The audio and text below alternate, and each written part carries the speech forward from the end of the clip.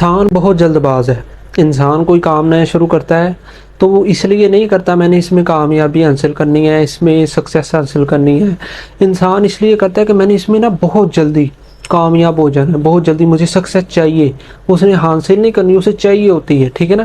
پھر وہ کہتا ہے جی مجھے ہر حالت میں چاہیے، ٹھیک ہے نا، میں کچھ مہینے کام کروں اور مجھے اس سے اچھا رزلٹ ملے، میں جس کا وجہ سے اسے شروع کر رہا ہوں مجھے وہ تمام چیزیں مل جائیں اس کام کے ذریعے سے۔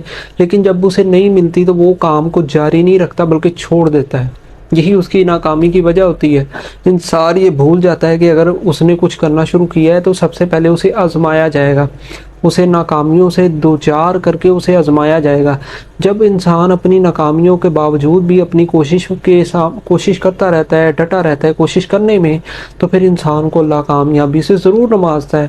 انسان کی غلطی یہی ہے کہ وہ جلدی سب کچھ حاصل کرنا چاہتا ہے اور یہ سوچتا ہے کہ مجھے سب کچھ جلدی مل جائے۔ وہ صبر نہیں کرتا، اپنے ناکام ہونے کی پر صبر نہیں کرتا بلکہ وہ بے صبرے پن کا مظاہرہ کر کے اپنے کام کو چھوڑ دیتا ہے۔